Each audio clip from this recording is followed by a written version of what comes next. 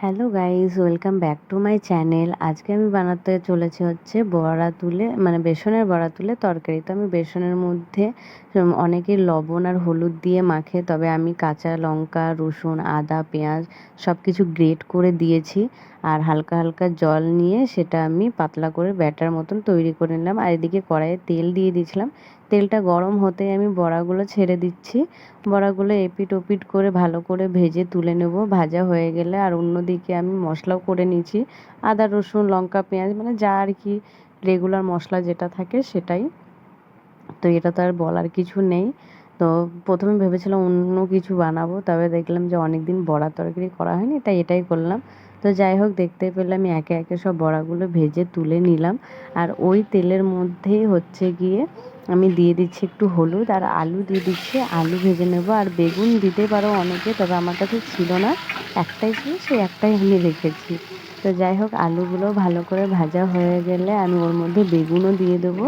ভালো করে নেড়ে চেড়ে উঠিয়ে নেব আলুটাকে আর বেগুনটাকে, মানে যাতে 90% সিদ্ধ হয়ে যায় এখনই, তবে একটু ভালো লাগবে। তো ওই তেলের মধ্যে আমি আবার জিরে ফোড়ন দিয়ে দিয়েছিলাম, আর কিছু দিইনি। আর যে পেস্ট করে রাখা মশলাটা ছিল সেটাও দিয়ে দিলাম।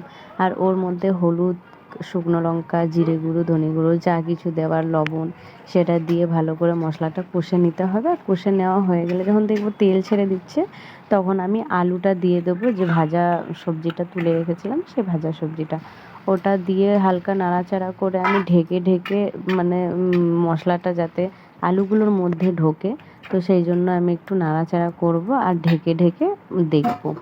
তো এই যে ঢাকা খুলে দেখতেই পাচ্ছ কত সুন্দর তেল ছেড়ে দিয়েছি। আর মনে হচ্ছে জল না দিলেও হবে, তবে অল্প একটু জল দিতেই হবে, যেহেতু বড়াতে না জল অনেকটা লাগে, এমনিতেও টানে। তো যাই হোক, যখন দেখলাম ভাজা হয়ে গেছে আমি জল দিয়ে দিলাম। পরিমাণ মতন ঝাল জল দিতেই পারো সবাই। তো যখন এইটাও মানে ফুটে যাবে, ঝোলটা যখন ফুটে যাবে, তখন আমি বড়াগুলো দিয়ে দেবো। তো আমি দেখে নিচ্ছি যে আলুগুলো সিদ্ধ হয়েছে কি। আলুগুলো অলরেডি আগেই সিদ্ধ হয়ে গেছিলো, তাও একটু দেখে নিলাম।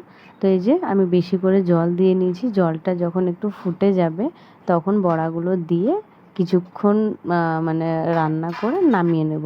তো তোমাদের রান্নাটা কেমন লাগলো অবশ্যই জানিও, আর এরকম করে বানিয়ে খেও, খুব ভালো লাগবে। আর আমার ভিডিও যদি তোমাদের ভালো লেগে থাকে, প্লিজ লাইক, কমেন্ট, শেয়ার করো।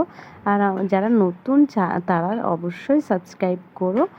আর এরকম নিত্য নতুন ভিডিও পেতে পাশের বেল আইকনটি প্রেস করে রেখো, যাতে আমি কোনো ভিডিও আপলোড করলে সবার আগে নোটিফিকেশানটা তোমাদের কাছেই যায়।